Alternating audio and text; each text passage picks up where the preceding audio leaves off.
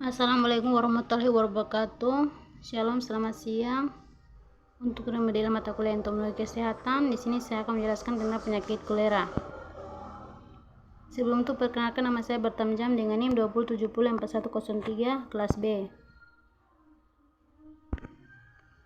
Latar belakang: kolera umumnya merupakan penyakit yang menyebar karena sanitasi yang buruk yang menyebabkan kontaminasi sumber udara. Cara ini jelas merupakan mekanisme utama penyebaran penyakit kolera dalam lingkungan masyarakat miskin di Amerika Selatan. Fasilitas sanitasi yang baik di Eropa dan Amerika Serikat mengakibatkan terhambatnya tidak pernah terjadi wabah kolera. Kasus-kasus eksplorasi muncul karena kerang yang diambil dari perairan pantai yang tercemar oleh kotoran dapat dimakan mentah.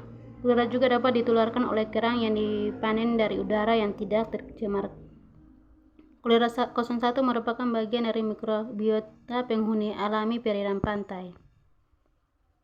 Pengertian kolera: penyakit kolera adalah penyakit yang menginfeksi saluran usus bersifat akut yang disebabkan oleh bakteri Vibrio cholerae. Bakteri ini masuk dalam tubuh melalui seorang makanan atau minuman yang terkontaminasi. Bakteri tersebut mengeluarkan enteroksis racun pada saluran usus sehingga terjadilah diare, disertai muntah yang akut dan hebat. Akibat seseorang dalam waktu hanya beberapa hari kehilangan banyak cairan tubuh dan masuk pada kondisi dehidrasi.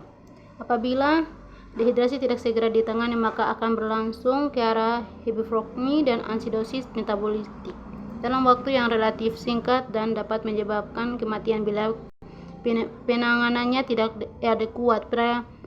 Pemberian air minum biasa tidak akan banyak membantu. Gejala penyakit kolera: pada orang atau fase ditemukan bakteri kolera mungkin selama 1-2 minggu sebelum merasakan keluhan berat. Tetapi saat terjadi serangan infeksi maka tiba terjadi diare muntah dengan kondisi yang cukup serius sebagai serangan akut yang menyebabkan samarnya jenis diare yang dialami. Diare yang encer dan melimpatkan tanpa didahului oleh rasa mual atau tenesmus, fase atau kotoran dalam tinja yang semua berwarna dan berbau berubah menjadi cairan putih keluh seperti air cucian beras tanpa bau busuk ataupun amis, tetapi seperti manis yang menusuk. Fase atau cairan yang menyerupai air cucian beras ini bila diendapkan akan mengeluarkan sampah gumpalan putih. Diare terjadi berkali-kali dan dalam jumlah yang cukup banyak. Terjadinya muntah setelah didahului dengan diare yang terjadi penderita tidak merasakan mual sebelumnya.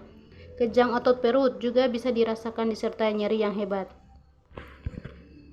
Banyaknya cairan yang keluar akan menyebabkan terjadi dehidrasi dengan tanda-tanda seperti detak jantung cepat, mulut kering, fisik lemah, cekungan mata, hipotesis 1 dan lain-lain yang bila tidak segera mendapatkan penanganan pengganti cairan yang tubuh yang hilang dapat mengakibatkan kematian.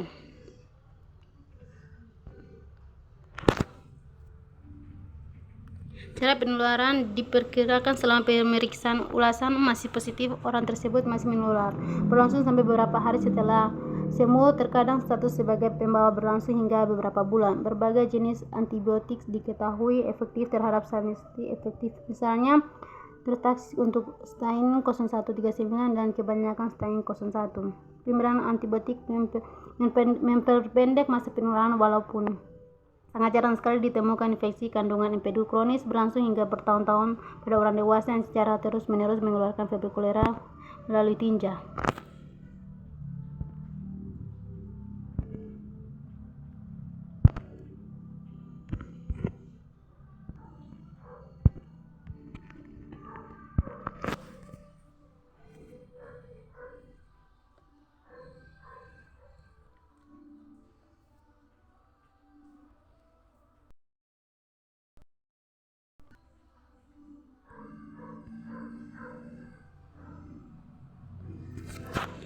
Kekebalan tangan, resistensi dan kerentanan seseorang berbagai posisi kolera di lambung meningkatkan risiko terkena penyakit sedangkan bayi yang disusui terlindungi dari infeksi kolera grafis biotik Eltron dan Vibrio cholerae 0139 bermakna lebih sering menimpa orang-orang dengan golongan darah O. Infeksi Vibrio cholerae 01 atau 0139 titer antibodi, pengumpulan maupun antibodi terhadap toksin, dan peningkatan daya tahan terhadap infeksi. Antibodi serum terhadap Febri kolera bisa dideteksi setelah terjadi infeksi oleh 01. Namun uji spesifik, sensitif, dan prosedur pemeriksaannya dapat dipercaya seperti untuk 01 saat ini tidak ada untuk infeksi 0139.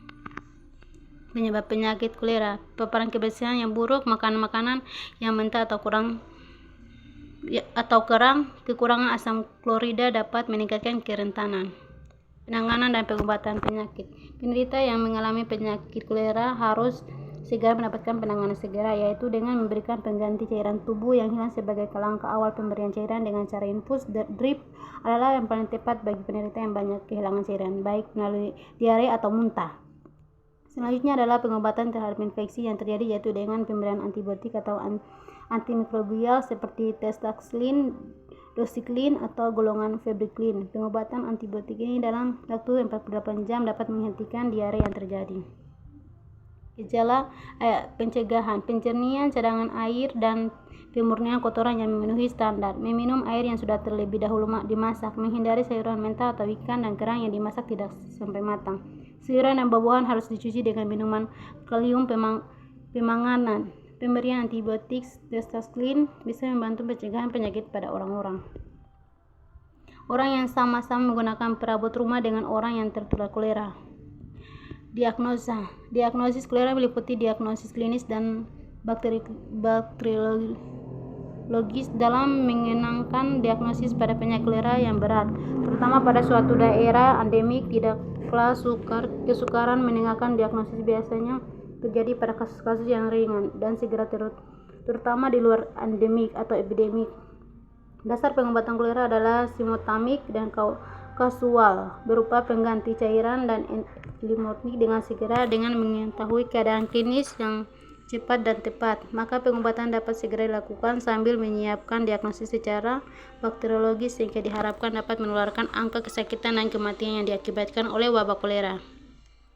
Diagnosis masa inkubasi 3-6 hari. Yang pertama yaitu keluhan pokok, tiba-tiba diare, tinja yang encer, lembek, diikuti oleh cairan yang menyerupai air cucian beras, berbau amis, mual, muntah, serta diare.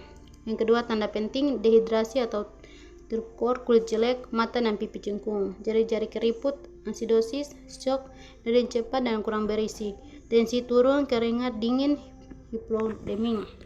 Yang ketiga, pemeriksaan khusus. Pemeriksaan laboratorium komplikasi gagal ginjal akut. Kesimpulan: penyakit kolera adalah penyakit infeksi saluran kemih bersifat akut yang disebabkan oleh bakteri Febri kolera. Bakteri ini masuk ke dalam tubuh seseorang melalui makanan atau minuman yang terkontaminasi. Cara pencegahan dan memutuskan tali penularan penyakit kolera adalah dengan prinsip sanitasi lingkungan, terutama kebersihan udara dan pembuangan kotoran pada tempat yang memenuhi standar lingkungan. Lainnya ialah meminum air yang sudah dimasak terlebih dahulu, cuci tangan dengan bersih sebelum makan, memakai sabun atau antiseptik, cuci sayuran dengan air bersih, terutama sayuran yang akan dimakan mentah atau lalapan, hindari memakan ikan dan kerang yang dimasak setengah matang.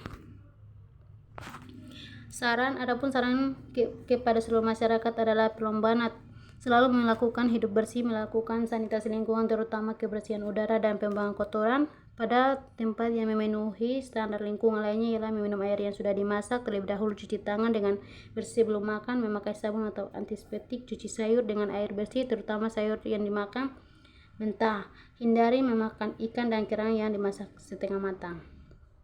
Itu saja presentasi dari saya. Sekian dan terima kasih.